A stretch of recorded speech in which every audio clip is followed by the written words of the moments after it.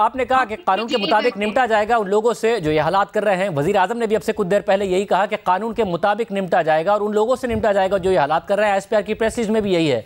मगर गिरफ्तार आज कर लिया गया असद उमर साहब को और फिर फवाद चौधरी साहब के पास मौजूद है और कल ही इस्लामाबाद हाई कोर्ट ने उन्हें दी कि किसी भी केस में गिरफ्तार नहीं किया जा सकता। वो सुप्रीम कोर्ट में मौजूद है, पुलिस बाहर उन्हें गिरफ्तार करने के लिए मौजूद है। तो ये जो प्रोटेस्टर्स हैं जिन्होंने वायलेंस किया उन्हें गिरफ्तार करना है या इसकी आड़ में फिर पॉलिटिकल टारगेटिंग करनी है? नहीं, ये कोई पॉलिटिकल टारगेटिंग नहीं है। अगर पॉलिटिकल टारगेटिंग होती तो नैब में तरमीम करके 90 दिन का रिमांड 14 दिनों 15 दिनों के ऊपर ना आता।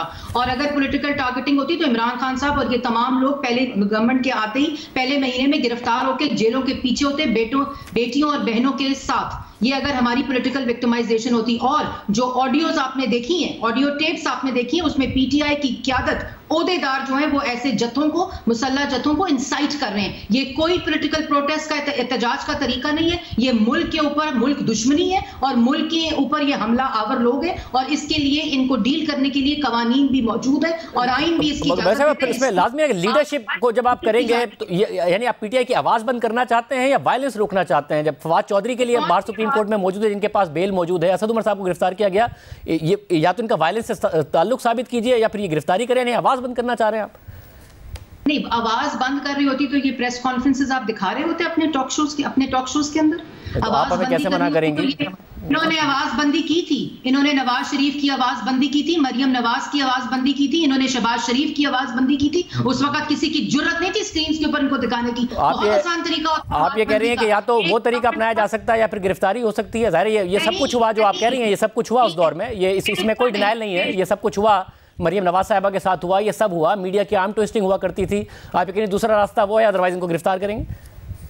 जो लोग शाहजेब मुसल्लह जत्थों को दहशतगर्दी के जरिए, मुल्क दुश्मनी के जरिए इंसाइट करेंगे, चाहे वो मरियम औरंगजेब क्यों ना हो, वो कानून अपना रास्ता लेगा और कानून के मुताबिक उनको सजा दी जाएगी और किसी किस्म की कोई रियायत नहीं बरती जाएगी। ये कोई तरीका नहीं है कि एम्बुलेंसेस के ऊपर जत्थे जो है वो मुसल्लह वो आगे लगा दें, अमलाक जला दें, मेट्रो जला दें, सड़कें जला दें, लोगों की जानो माल को खतरा पहुंचाएं। ये कोई पॉलिटिकल प्रोटेस्ट है? अगर हमने किया होता तो हमारे साथ भी वही रवैया इख्तियार करना था। हमारे साथ तो इन्होंने वो रवैया इस चीज के बावजूद इख्तियार किया। आपको याद है पीडीएम ने मुल्क गिर प्रोटेस्ट किए थे, मुल्क गिर जलसे किए थे। आपको वो दिन भी याद होगा जिस दिन मरियम नवाज नैब की अदालत के बाहर गई थी तो पथराव हुआ था, तो कॉल की थी कि अगर कोई पार्टी कारकुन इसमें मुलव्वस हुआ तो उसके खिलाफ पार्टी एक्शन लेगी।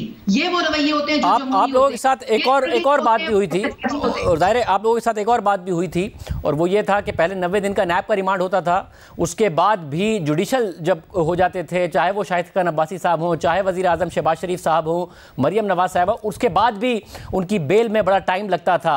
तो अब जबकि गिरफ्तारी की हुई है और दायरे बड़ी मुश्किल से आप लोग गिरफ्तार करने में अगर कामयाब हुए इमरान खान साहब को, तो क्या प्लान ये है कि उन्हें बाहर नहीं आने देना है? पहले नैब का रिमांड होगा जो 8 दिन का हुआ है, फिर 14 दिन मुकम्मल करेंगे और उसके बाद उन्हें जुडिशल किया जाएगा, तो बाहर नहीं आने देना है अदालतों पे, वही उसी तरीके से उनको मैनेज किया जाएगा जिस तरह आपके खिलाफ होता था, या ये अब एक प्रोसेस है जो कि आईन और कानून के मुताबिक चलेगा? देखिए, अगर ये प्रोसेस आइन और कानून के मुताबिक शाहजेब ना चलना होता, अगर ये गिरफ्तारी जो कि इस्लामाबाद हाई कोर्ट ने करार दिया है कि ये गिरफ्तारी आइन और कानून के साथ है, अगर इसमें पॉलिटिकल विक्टिमाइजेशन का कोई शायबा भी होता, तो मैंने पहले कहा है कि इमरान खान साहब जिस तरह रियासती ताकत को इस्तेमाल करते हुए अपने सियासी मुखालफिन को अरेस्ट करते थे, तो इसमें कोई मुश्किल काम नहीं होता। और आपने जो आवाज़ बंदी की बात की, ये इमरान खान साहब रिपोर्ट्स लेते थे कि आज शहबाज शरीफ पेश हो रहा है तो उसकी आवाज़ बंदी हुई है कि नहीं हुई, और उसी 1.5 साल में जिसमें उस हुकूमत को प्रेडेटर, मीडिया प्रेडेटर कहा जाता था, उसी में आपकी इंप्रूवमेंट हुई है फ्रीडम ऑफ एक्सप्रेशन में, आरएसएफ की रिपोर्ट के अंदर। हमारा कोई प्लान नहीं है, नैब का कानून मौजूद है, नैब के कानून के तहत अल कादिर करप्शन केस के अंदर इमरान खान साहब की जो मिस यूज ऑफ अथॉरिटी है और जो करप्शन केस है, ट्रस्ट इनकी अहलिया और इनके नाम पर है जो इन्होंने जाहिर नहीं किया, और क्यों वो दस्तखत किए जिसपे 458 कनाल इनकी ट्रांसफर, इसका जवाब देना चाहिए। करप्शन केस के अंदर अरेस्ट का मतलब नहीं है कि आप मुल्क के ऊपर हमला आवर हो जाएं जत्थों के जरिए और दहशतगर्दों के जरिए।